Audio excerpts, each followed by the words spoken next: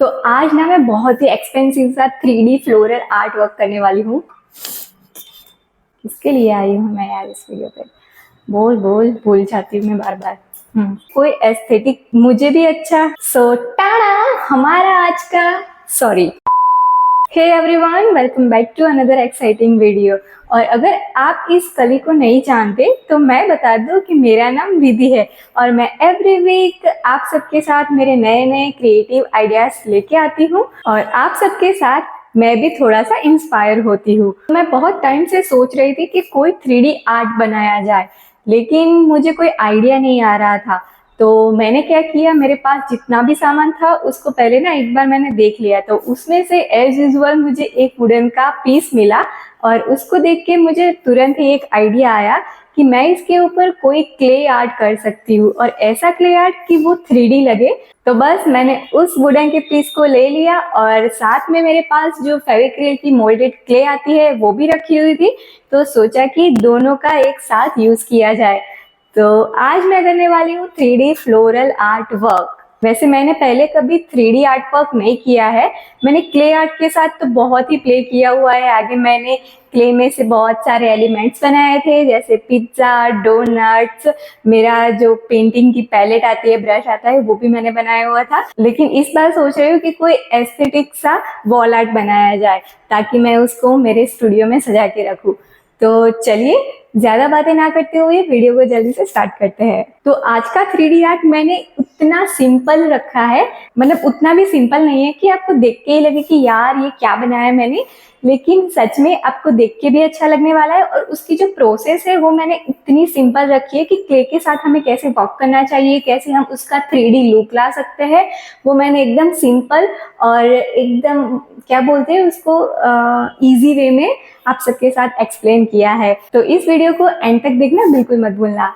So without any further ado let's get start the video. So as usual कबाड़ में से मैंने उठा लिया है ये वुडन का पीस, लेकिन इसके ऊपर ना बहुत सारी धूल मिट्टी जमी हुई थी, तो इससे तो मेरे हाथ गंदे हो ही गए थे। तो हमारा आर्ट गंदा ना हो इसके लिए मैंने पहले इस वुडन के पीस को टिश्यू पेपर की हेल्प से अच्छे से क्लीन कर लिया है। और ये सच में बहुत ही गंदा हो गया है, अगर आप चाहो तो पानी से भी वॉश कर सकते हो।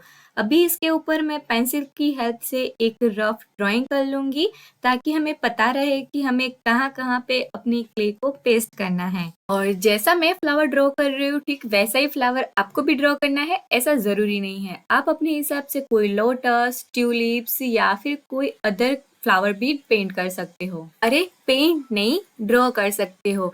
ड्रॉ करने के बाद हमें उसके ऊपर क्ले वर्क करना है एंड देन आफ्टर जब हमारी क्ले ड्राई हो जाएगी फिर हम उसके ऊपर पेंट करेंगे। तो ऐसे ही हमारा 3D फ्लोरल आर्ट बनके रेडी होगा। और इस वर्क का सबसे डिफिकल्ट पार्ट ये है कि हमें क्ले के दोनों कंपोनेंट्स को अच्छे से मिक्स करना है और उसको क्ले में कन्वर्ट करना है। और जब हमारी क्ले बनके रेडी हो जाएगी तब एक बात का खास ध्यान रखना है कि उसको ड्राई होने से पहले ही उसको हमें हमारे जो फ्लावर के शेप हमने ड्रॉ किए थे उसके शेप में बना के फेविकॉल की हेल्प से उसके ऊपर चिपका देना है। और बस यही वाली प्रोसेस हमें पूरे के पूरे फ्लावर वाले शेप में रिपीट करते जाना है। और ऐसा कभी नहीं हो सकता कि हमारी क्ले पूरी की पूरी यूज हो जाए। मतलब मेरे साथ भी फिर से यही हुआ कि मैंने जो क्ले बनाई थी उसका ना पत्थर वाला स्टोन वाला फॉर्म हो गया था और मैं उसको पूरी तरह से यूज भी नहीं कर पाई थी और उसको मैंने डस्टबिन में फेंक दिया था। तो आप ऐसी गलती बिल्कुल मत करना। वैसे फ्लावर वाला शेप तो इजीली बन जाता है, लेकिन लीफ वाला शेप मैंने कुछ इस टाइप से बनाया था कि थोड़ी सी क्ले लेके मैंने उसको कुछ इस टाइप से खींच लिया था और उसको मैंने आगे और पीछे वाले पोर्शन से दबा के उसको थोड़ी सी लीफ वाला शेप दे दिया था। और अगर आप भी मेरी इस वाली टेक्निक का यूज करेंगे तो डैम श्योर आपका भी लीफ एकदम नेचुरल बन के आएगा। तो बस इसी तरह से आपको भी फ्लावर, लीफ, फ्लावर, ये सारे के सारे जो एलिमेंट्स है वो बना बना के हमें चिपका देना है। और बस इतना ही करना है हमें 3D फ्लोरल आर्ट बनाने के लिए और हमारा 3D फ्लोरल आर्ट बन के रेडी हो जाएगा। और उसमें एक्स्ट्रा डिटेलिंग करने के लिए जब ये ड्राई हो उससे पहले ही हमें कुछ ऐसी नुकीली चीज की हेल्प से उसमें लीफ के जो क्या बोलते हैं कि जो वेन्स होती है उसको हमें बना देना है, ठीक है। तो यहाँ पे मैंने क्राफ्ट नाइफ का यूज किया है वो वेन्स बनाने के लिए। और फिर जो छोटे छोटे फ्लावर्स होते हैं तो उसको मैंने पहले कंबाइन करके ज्वाइंट कर लिया है और फिर डायरेक्टली ही उसको एक साथ ही चिपका दिया है। तो आप इस टाइप से भी चिपका सकते हो। फिर क्ले की एक डोरी बना के उसकी स्टीम में लगा देना है और इसको फाइनली एक शेप देने के लिए आप कोई भी चीज का यूज कर सकते हो। अपने हैंड से उसका शेप दे सकते हो या फिर ब्रश का जो पीछे वाला पोर्शन होता है उसका यूज भी कर सकते हो। और एक्स्ट्रा फिनिशिंग के लिए मैंने यहाँ पे ब्रश का ही यूज किया है और ब्रश की हेल्प से बहुत ही फाइन एंड स्मूथ फिनिशिंग आता है। हर बार की तरह मैंने कोई भी महंगे महंगे टूल्स का यूज नहीं किया है डिटेलिंग्स के लिए। यहाँ पे मैंने फिर से डॉटिंग टूल्स का ही यूज किया है और आप डॉटिंग टूल्स की हेल्प से भी एक्स्ट्रा डिटेलिंग कर सकते हो। तो क्ले आर्ट करने के लिए कुछ ज्यादा चीजों की बिल्कुल जरूरत नहीं है, सिर्फ और सिर्फ हमारे हाथ की कलाकारी की जरूरत है, क्ले की जरूरत है और थोड़ी सी स्पीड करनी पड़ती है क्योंकि हमारी क्ले ड्राई ना हो जाए।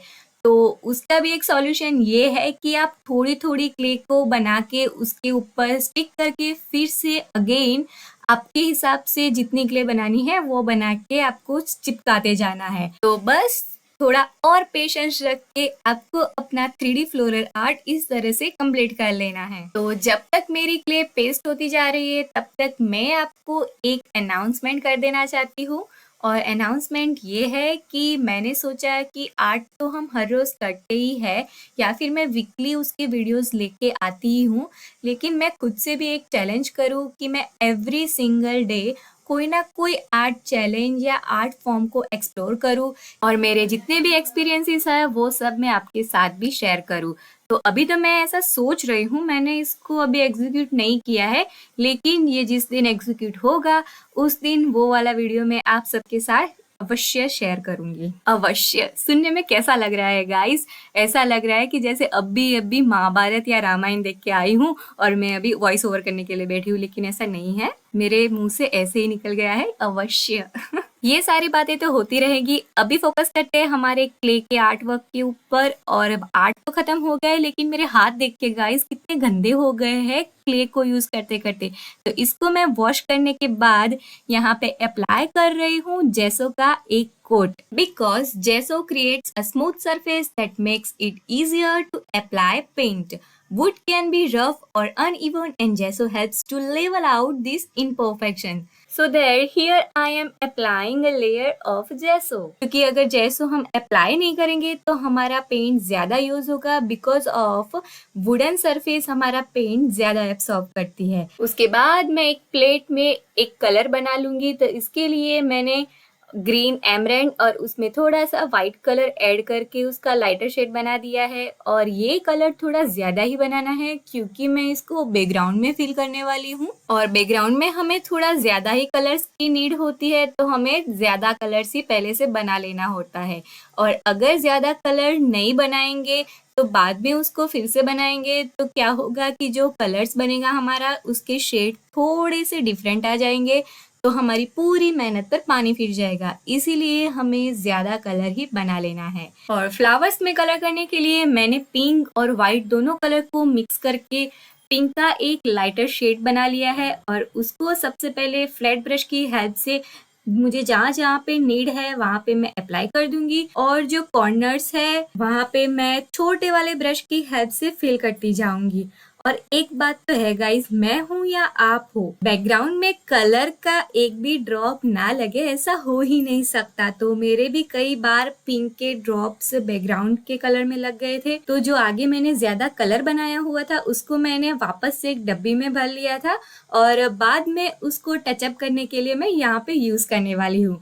तो हुआ ना हमारा फायदा। तो एक बात याद रखना गाइस, जब भी हमें पेंट करना हो तो हमें डायरेक्टली ही वो कलर का यूज नहीं करना है, हमें उसका लाइटर या डार्क कलर बना के ही यूज करना है ताकि हम उसके कलर के अकॉर्डिंग थोड़ी सी हाइलाइट्स और डिटेलिंग्स भी ऐड कर सके। तो इसी तरह से मैंने लीव्स में भी लाइटर ग्रीन कलर पहले अप्लाई किया था और उसके जो डेलिकेट पार्ट्स है जैसे कि उसकी टिप हो गई, उसमें मैंने थोड़ा सा येलो और येलो ग्रीन को मिक्स करके उसमें थोड़ी सी डिटेलिंग भी ऐड कर दी थी, तो ये बिल्कुल नेचुरल लग रहा था। तो बस इसी तरह से हमें छोटी छोटी टिप्स का ध्यान रख के हमें हमारे आर्ट वर्क को कंप्लीट कर लेना है।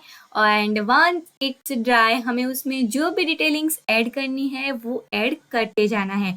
जब तक हमें सेटिस्फेक्शन ना मिले तब तक उसमें डिटेलिंग्स और हाइलाइट्स को दिखाते ही जाना है, क्योंकि मुझे तो एक दिन में जितनी डिटेलिंग्स होती है उससे तो कभी सेटिस्फेक्शन मिलने से रहा, तो मैंने नेक्स्ट डे भी थोड़ी सी डिटेलिंग ऐड करके उसके ऊपर ये वार्निश का लेयर अप्लाई करके मैंने अपने पेंट को और अपने आर्ट वर्क को सिक्योर कर लिया था। तो गाइज आप कितनी भी मेहनत कर लो आर्ट वर्क को बनाने में, लेकिन लास्ट में अगर आप उसके ऊपर वार्निश का लेयर अप्लाई नहीं करोगे और अपने आर्ट पीस को सिक्योर नहीं करोगे तो उसके ऊपर धूल मिट्टी सब कुछ लगेंगे और आपके पेंट भी फेड हो जाएंगे टाइम के बाद।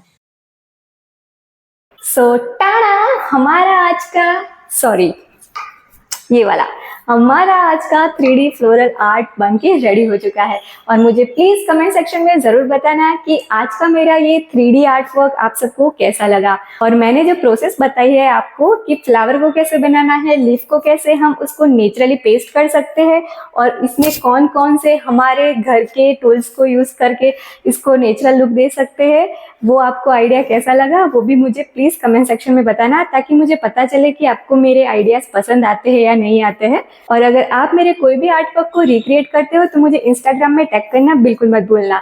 और साथ में मैंने जो व्हाट्सएप नंबर दिया है आप उसके ऊपर भी अपना आर्ट वर्क मुझे भेज सकते हो। So this is all about my today's video. अगर आप मेरे ऐसे ही नए नए वीडियोस को देखना चाहते हो तो जल्दी से मेरे चैनल को सब्सक्राइब कर लीजिए और साथ में जो बेल आइकन दिया हुआ है उसको भी प्रेस करना बिल्कुल मत भूलना, ताकि मैं हर रोज नए नए वीडियोस लेके आती हूँ उसकी नोटिफिकेशन आप तक मिलती रहे। So stay tuned for more exciting update and new releases. Till then, take care. Bye bye.